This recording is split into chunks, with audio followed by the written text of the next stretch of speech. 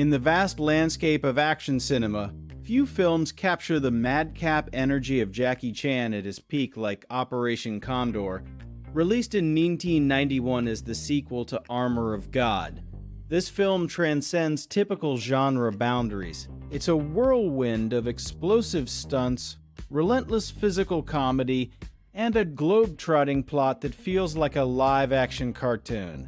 Chan, as the fearless adventurer Jackie, embodies a character who is equal parts Indiana Jones and Buster Keaton. The film opens with a dizzying desert chase that immediately establishes its irreverent tone.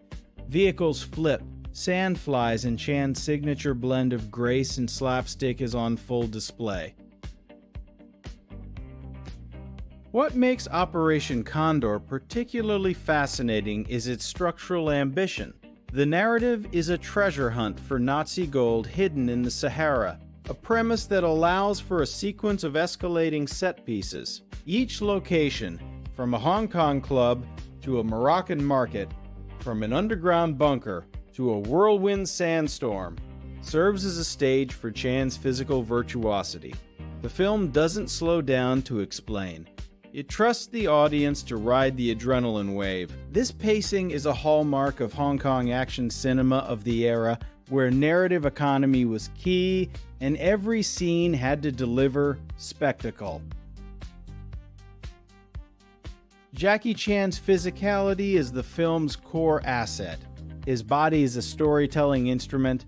Every stumble, kick, and tumble is meticulously choreographed to elicit both laughter and awe. In Operation Condor, this reaches almost surreal extremes.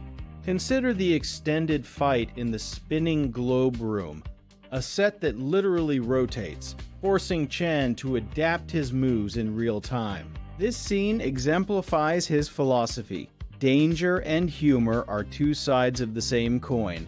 The risk of a broken bone is never far from the absurdity of a slip on a rolling ball.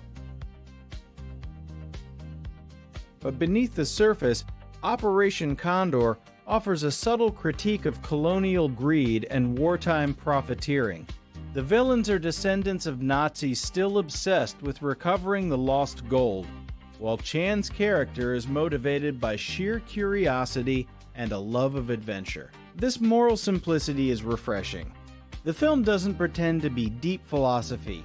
It's a romp through history's moral messiness. Yet by making the Nazis comic buffoons, Chan defangs their terror, turning historical evil into a cartoon adversary we can laugh at. The supporting cast adds texture to this comedy. Minor characters, like the opera singing guide or the female lead who constantly shouts, "Jackie," are more than comic relief, they are foils for Chan's cleverness. They often fall into traps he must rescue them from, but not without Chan himself becoming entangled. This dynamic creates a rhythm of rescue and failure that grounds the fantasy. In fact, the film's best moments come from group interactions, like the trio trying to escape a collapsing mineshaft. Each character's flaw becomes a gag. Technically, Operation Condor is a marvel of practical filmmaking. The stunts were performed without CGI or safety nets. Chan famously broke his ribs during a jump. This authenticity is palpable. When he leaps from a cliff onto a hot air balloon, you feel the wind and weight. Director and choreographer Jackie Chan, along with the Hong Kong stunt team, turned each scene into a one-take ballet of risk. The result is a film that even 3 decades later feels shocking compared to the sanitized TGI spectacles of today. Cultural critics might note the film's dated elements, the caricatured foreign characters, the simplistic portrayal of Africa. However, it's important to contextualize Operation Condor within 1990s Hong Kong cinema's outsider perspective. Chan's treatment of culture is less malicious than ignorant, a product of its time. Today, we can appreciate the film's earnest attempt to celebrate international adventure while acknowledging its problematic tropes. This duality makes it a rich artifact for analysis.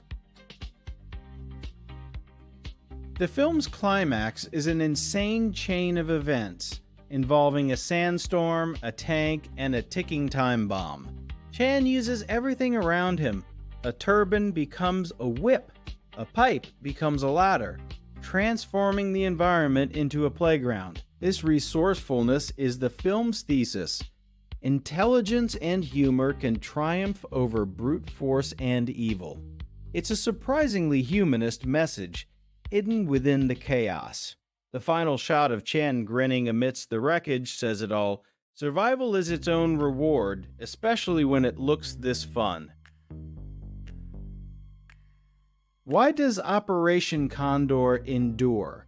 Because it's pure cinema. Visual, visceral, and unapologetically silly. It represents a moment when action movies could be lighthearted without being dumb, when stunts were real, and when a star's charisma could carry a half-baked plot. Chan's later work became more polished and story-driven, but Operation Condor captures the unhinged creativity of his golden era. It's a time capsule of a filmmaker pushing his body to its limits for our entertainment.